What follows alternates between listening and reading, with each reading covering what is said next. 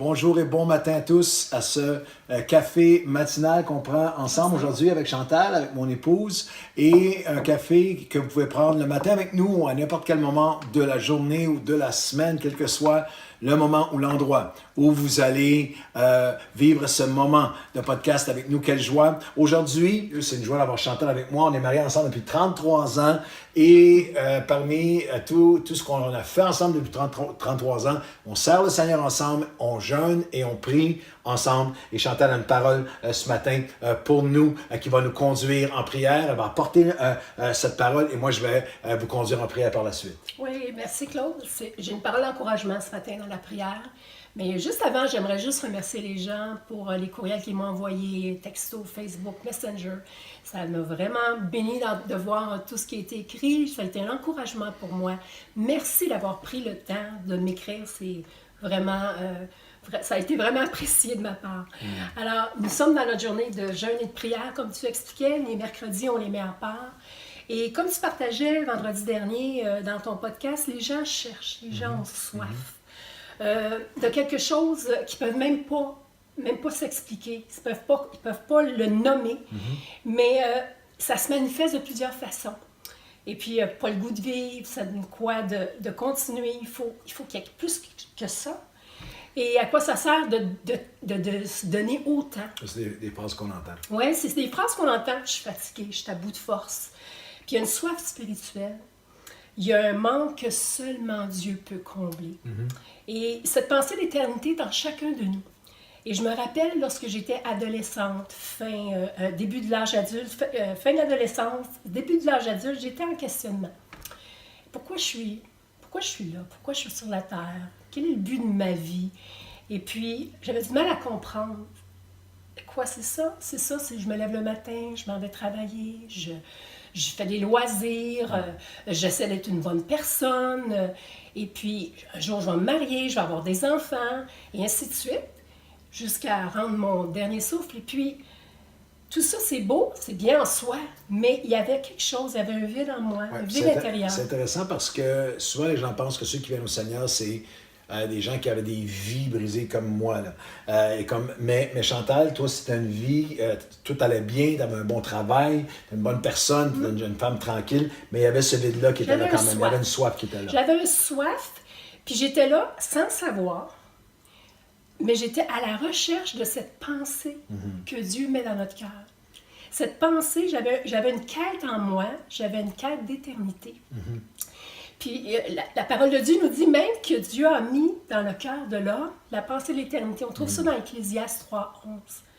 Et Jérémie dit, 29:13, « Vous me chercherez, vous me trouverez, si vous me cherchez de tout votre cœur, je me laisserai trouver, dit l'Éternel. » Et lorsqu'il y a un désordre dans notre vie, parfois c'est par le désordre, comme nous vivons présentement avec le coronavirus, avec cette pandémie, avec ce confinement qu'on n'a pas le choix de vivre en ce moment, il y a de l'incertitude pour le lendemain.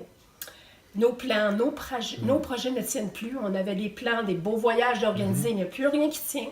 Des rêves, j'entends des personnes me parler de rêves, mais que ça s'effondre en ce moment, des entreprises, des choses qui... Leurs études, toutes sortes de plans et projets. Ouais. Puis il y a des proches en ce moment qui nous quittent beaucoup plus tôt que prévu. On a des parents qui sont plus vieux. Il y a certaines personnes, leurs parents sont vieux. Ils s'attendent à ce qu'ils meurent, c'est sûr. Mais là, la maladie les emporte avant ça aurait dû être. Donc, le deuil, la tristesse, le découragement, l'angoisse, l'anxiété. Plusieurs ont pris toute cette douleur et cherchent une raison de tenir bon. Absolument. Il y a plusieurs situations dramatiques en ce moment qui se passent à travers les maisons. Dans ce confinement, et ça prend place dans les maisons. On regarde juste au phénomène de la violence conjugale qui, en ce moment, prend une dimension d'horreur avec le confinement. On a eu, nous, avec l'organisme Action Nouvelle Vie, avec la ressource, le 2159, des personnes, femmes qui étaient battues, qui se retrouvent dans une situation où elles vont avoir à retourner à l'endroit où il y a tant de violence. J'ai dû sortir les enfants du milieu, les séparer de la maman, etc. C'est pour ça que nous prions et jeûnons. C'est pour ça, c'est pour eux, c'est pour ça que nous prions et jeûnons, que nous mettons ces mercredis de côté, à part, pour que l'amour de Dieu puisse être répandu dans les cœurs. Nous sommes des porteurs de messages. Ouais, Dieu le fait. Et la parole de Dieu, l'Évangile, c'est une bonne nouvelle. C'est la vérité. Et l'amour ultime que tous cherchent, que tous ont besoin, se trouve seulement qu'en Jésus. Et puis, 1 Timothée nous dit, dans 2,4 nous dit, « Voilà ce qui est beau et ce qui plaît à Dieu notre Sauveur. Il veut que tous soient sauvés et arrivent à connaître la vérité. Ouais. Qu'aucun ne périsse, mais que tous arrivent à connaître Dieu. » Nous allons nous tenir dans le jeûne et la prière parce qu'il y a une promesse. Et c'est important de savoir que oui, on prie, mais il y a une promesse qui vient avec la prière. Et mon texte se trouve dans Jérémie 24, les versets 4, 5 et 7. La parole de l'Éternel me fut adressée en ces mots. Ainsi parle l'Éternel, le Dieu d'Israël. Comme tu distingues ces bonnes figues, ainsi je distinguerai pour leur être favorable tous les captifs. Je les regarderai d'un œil favorable et je les ramènerai dans ce pays, je les établirai, je leur donnerai un cœur pour qu'ils connaissent que je suis l'Éternel. Ils seront mon peuple. Et nous prions ce matin pour que Dieu nous donne son regard. Oui. Je les regarderai d'un œil favorable, verset 6. Que Dieu nous donne de les voir comme il les voit. Non pas avec leurs imperfections, non pas avec leurs échecs, leur cœur endurci, l'indifférence, leur dépendance, mais avec amour, avec ses yeux à lui, avec compassion, avec grâce et miséricorde. Tous nos fils, nos filles, Les voir au-delà nos bien-aimés, les voir de leur façade. au-delà de la façade, nos proches, nos amis, ceux en qui peut-être même nous avons perdu confiance. De les voir transformés. On appelle ça souvent des causes espérées. Mais Dieu Mais Dieu a la un regard puissance, favorable. et a un regard favorable, il a la puissance de les transformer. Et on en a tous autour de nous. Hein?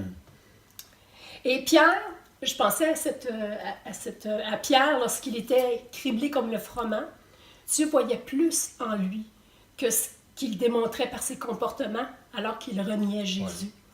Et Dieu avait des plans pour Pierre. Et Jésus a prié pour Pierre. Alors, c'est un bel exemple pour nous de prier et s'attendre parce que Dieu a au-delà. Quand Dieu nous regarde, quand Dieu les regarde, il voit le potentiel qu'il y a dans quelqu'un. Il voit le potentiel qu'il y a en nous. Et puis, qu'on puisse les voir comme il les voit. Les voir au-delà de leur situation. Il n'y a rien qui est trop grand pour Dieu. Et nous prions pour que Dieu les ramène. Ouais. Je les ramènerai, verset 6. Quand nous prions pour eux, le Saint-Esprit parle à leur cœur. le fait. Éternel, ramène nos captifs comme des ruisseaux dans le midi, le psaume 126. Celui qui sème avec larmes moissonnera avec chant d'allégresse. Et nous allons nous réjouir de les voir venir. Amen. Ouais, ça va être une des belles choses de Oui. cette saison de pandémie, c'est tous ceux qui vont venir et revenir au Seigneur. C'est pour ça qu'on prie. Puis Dieu veut les établir. Et Les ramener, les les rétablir. ramener, les établir. Il veut les établir et ça veut dire les rendre stables. Il veut les rebâtir. Il veut les guérir de leur douleur, de leur passé. Il veut les consoler leur peine, leur deuil, libérer de des liens qui les tiennent captifs, relever et leur redonner de la valeur, restaurer l'estime de soi. Et pas seulement les ramener, mais il veut les établir, il veut les rétablir. Oui. Et nous prions aussi pour que Dieu leur donne un cœur nouveau. Et verset 7, je leur donnerai un cœur. Il veut prendre ces cœurs rebelles, ces cœurs aveugles, incrédules, insensibles, qui sont durs, des cœurs qui sont découragés, qui n'ont plus de force. C'est ce que Dieu a fait pour nous. Oui, Il a c'est ce qu'il enlevé a le fait. cœur de Oui. Pierre pour donner un cœur. Absolument. Son cœur à lui. Il veut et va le faire. Il va le faire. Ézéchiel 36, 26 nous dit, je vous donnerai un cœur nouveau. J'enlèverai votre cœur de pierre et je vous mettrai un cœur de chair. Amen. Le Seigneur veut faire pour que tous puissent se tourner. Il veut nous donner ce cœur afin qu'on puisse se tourner vers lui. La psaume 107 nous dit que dans leur détresse, ils crièrent à Dieu. Et il y a des gens comme ma belle-sœur, mon frère, comme vous et moi ce matin, qui ont prié pour moi. Qui ont prié pour moi. Et à cause de leur prière, Le Seigneur s'est fait connaître à moi. Il m'a donné un sens à ma vie. Il m'a rempli de son amour, de sa paix, de sa grâce, de son pardon, de sa grâce qui est pour moi à tout instant, à laquelle je peux compter à chaque instant. Et aujourd'hui, je suis là à le servir depuis plus de 38 ans, 33 ans avec mon mari. Et il n'y a aucun endroit au monde où je voudrais être, aucun endroit où je voudrais être autre que là où je suis en ce moment à servir le Seigneur. Écoutez ce qui est écrit dans Jérémie 29, 11. Oui, moi, le Seigneur, je connais les projets. Le Seigneur a des projets que j'ai formés pour vous, je le déclare. Ce ne sont pas des projets de malheur, mais des projets de bonheur. Je vais vous donner un avenir et de l'espérance. Quand je me préparais en prière pour ce podcast, il y avait cette pensée en moi qui venait sur mon cœur, qu'il y aurait des gens ici qui écoutent présentement, exactement en ce moment, à l'endroit où j'étais. Et vous êtes là où j'étais. Il y a un manque, vous avez un manque, un sens de sens à votre vie. Et Blaise Pascal a fait cette citation. Il y a un vide dans le cœur qui a la forme de Dieu et que seulement Jésus peut combler. C'est comme une pièce qui est manquante à notre cœur et c'est Jésus qui peut la combler. Et peut-être que c'est vous qui êtes là ce matin. J'avais vraiment ça dans mon cœur lorsque je me préparais en prière. Peut-être que c'est vous qui êtes là ce matin, qui cherchez ce sens à votre vie. Si vous êtes souffrant, partagez. Peut-être même que vous vous êtes éloigné, comme on a dit tout à l'heure, mais Dieu veut vous ramener. Et puis, un cœur qui est... Et tout ce que Jésus veut, c'est que vous veniez à lui de tout votre cœur. Et par une simple prière, le Seigneur, dans une sincérité de cœur, juste entre vous et le Seigneur, là où vous êtes, lui demandant, viens dans mon cœur. J'ai besoin de toi, Seigneur. Et le Seigneur, et de réaliser ce que Dieu a fait pour vous. On a célébré le Pâques la semaine dernière et la raison pour laquelle il était à la croix, c'est pour nous pardonner nos péchés, afin qu'on puisse avoir cette relation avec le Père. Et puis juste en demandant pardon à Jésus, en demandant, viens dans mon cœur, viens dans ma vie. Le Seigneur va vous donner une vie nouvelle. Il y a quelque chose que Dieu a préparé pour vous et il veut vous permettre de l'avoir. Et ce matin, je veux juste remettre la réunion à Claude. Je remets ce temps à Claude pour qu'il puisse vraiment nous conduire dans la prière ce matin. Ouais. Seigneur, je crois que tu parles à des gens en ce moment. Je te prie, je m'unis avec Chantal et nous croyons que tu parles à des cœurs. Nous croyons qu'il y a des hommes, des femmes de tous les âges qui en ce moment disent ce message est pour moi. Je m'identifie à ce qui a été apporté. Mon cœur est touché.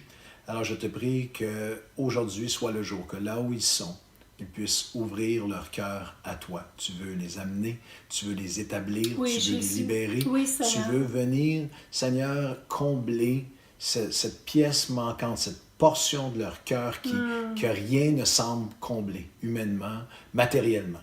Alors aujourd'hui, Jésus, révèle-toi et aussi aujourd'hui, ensemble, dans cette grande réunion de prière virtuelle, nous unissons nos cœurs et nous te réclamons. Des âmes, des hommes et des femmes. Donne-nous le regard que tu as. Donne-nous le regard favorable. Donne-nous le regard au-delà de leur façade, au-delà de ce que nous voyons, au-delà de nos déceptions, au-delà des années, de l'usure de nos cœurs humainement. Nous croyons que chaque prière est entendue, que chaque larme est recueillie et que, Seigneur, tu œuvres dans leur vie, tu œuvres dans leur cœur. Oui, que de cette pandémie, plusieurs vont se tourner vers toi. Alors aujourd'hui, à cette journée de jeûne et de prière, nous te demandons, donne-nous ton regard favorable. Et s'il y a un homme, une femme au son de ma voix, de nos voix, qui ont besoin de se tourner vers toi, de revenir à toi, que maintenant soit le jour et le moment. Que dans 1 an, 2 ans, 5 ans, des gens disent, c'était pendant ce podcast, c'était cette journée-là, pendant la crise du COVID-19 que j'ai donné ma vie à Jésus, je suis revenu à lui. Aujourd'hui, nous le croyons, nous le recevons, nous le déclarons. Au nom de Jésus. Amen. Et Amen. Si vous avez fait cette prière, on vous souhaite la bienvenue dans la famille de Dieu. Et à tous ceux qui prient avec nous, ne vous relâchez pas, priez. Dieu va vous donner. Amen. Que Dieu nous donne ce regard favorable. Merci à Chantal pour cette super parole. Bonne journée et bonne semaine.